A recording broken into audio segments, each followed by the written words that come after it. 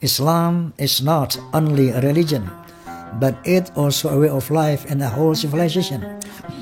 Islam bukan sekedar agama, tapi ternyata way of life, bimbingan hidup, and a whole civilization, dan sebuah peradaban yang lengkap. Allah Subhanahu wa taala berfirman, A'udzu billahi minasyaitonir rajim. Bismillahirrahmanirrahim. Ya ayyuhalladzina amanu atti'ullaha wa atti'ur rasul wa ulil amri minkum. Fa in tanazza'tum fi syai' farudduhu ila Allahi wa rasul in kuntum tu'minuna billahi wal yawmil akhir. Dzalika khairu wa ahsanu ta'wila. Artinya, wahai orang-orang beriman, taatilah Allah, taatilah Rasul dan pemimpin-pemimpin kalian. Apabila terdapat perselisihan antara kalian, maka kembalikanlah kepada Allah dan Rasulnya. Itu hal yang baik dan itu adalah jalan keluar yang terbaik cara.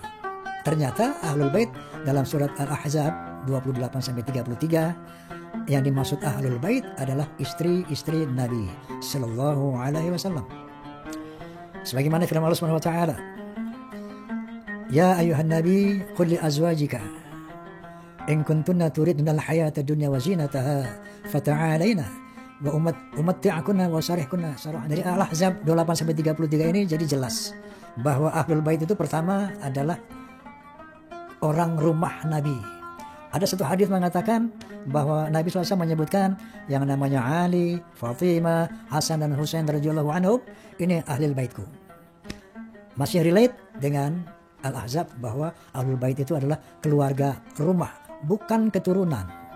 Ngikuti Al-Quran tapi nggak ngikuti habaib Ahlul Bait Nabi, ini juga sesat. Jadi fadilahnya mereka Ahlul Bait itu bukan karena pengkultusan, itu karena nas Al-Quran dan nas hadis.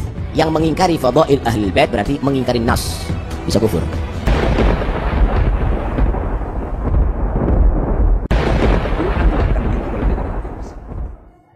Nah itu kok nggak difokuskan gitu.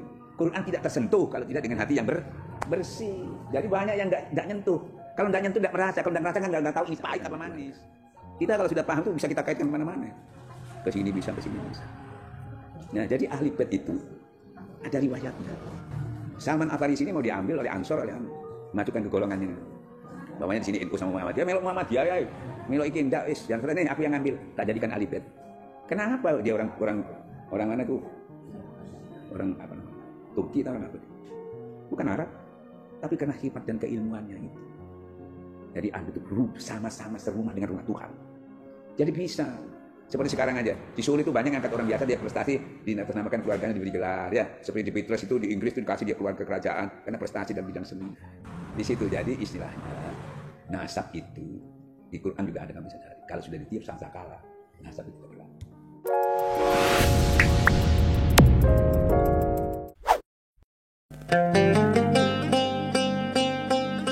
Islam adalah agama yang adil. Nabi Muhammad SAW adalah pemimpin yang demokratis, bukan pemimpin yang nepotisme.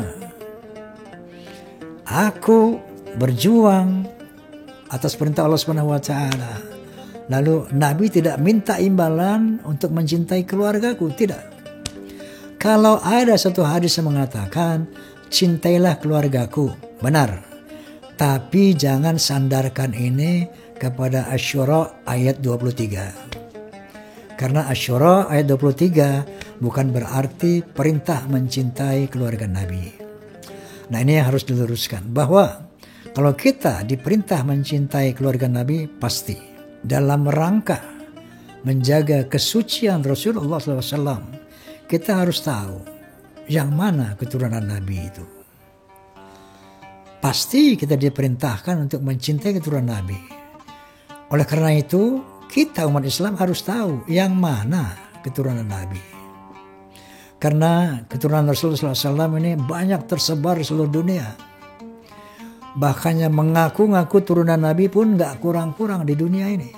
Oleh karena itu, demi sekali lagi kesucian Rasulullah SAW, kita harus betul-betul mengetahui secara ilmiah, secara Quran wal Hadits, siapa keturunan Nabi yang memang harus kita hormati, harus kita cintai.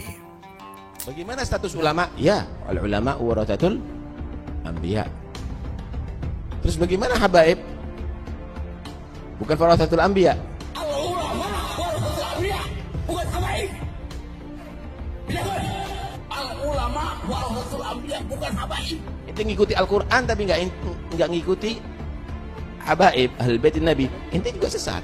Jadi fadilahnya mereka ahlul bait itu bukan karena pengkultusan, itu karena nas Al-Quran dan nas hadis. Yang mengingkari fadail ahlul bait berarti mengingkari nas, bisa kufur. Nah, jadi ahli bait itu ada riwayatnya. Salman Al-Farisi ini mau diambil oleh Ansor, oleh masukkan ke golongannya. Bawahnya di sini NU sama Muhammadiyah, melok Muhammadiyah ya. Melok iki ndak wis, yang nih aku yang ngambil, tak jadikan ahli bait. Kenapa dia orang mana tuh? Orang apa? Turki atau orang apa? Bukan Arab, tapi karena hikmat dan keilmuannya itu. Jadi ahli itu sama-sama serumah dengan rumah Tuhan. Jadi bisa. Seperti sekarang aja, di Solo itu banyak yang angkat orang biasa, dia prestasi, dinatasnamakan keluarganya diberi gelar, ya. Seperti di Beatles itu, di Inggris itu dikasih dia keluarga kerajaan, karena prestasi dalam bidang seni.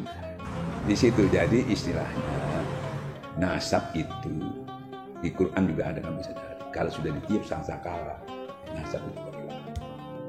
Kamu kalau tanya, kenapa orang itu nggak ngelihat di Quran, kan sudah dibaca semua. Ya, tuh. Kan sudah baca orang itu. Kok nggak kelihatan itu dalil-dalil itu? Atau tahu dalil dia nyambungnya kemana? Ini nggak tahu. Kenapa? Nih, melihat Quran itu supaya dapat petunjuk itu pakai apa? Orang mau baca Quran, megang Quran pakai apa? Wudu ya, ya, itu ya. Selesai. Padahal dalilnya bukan itu.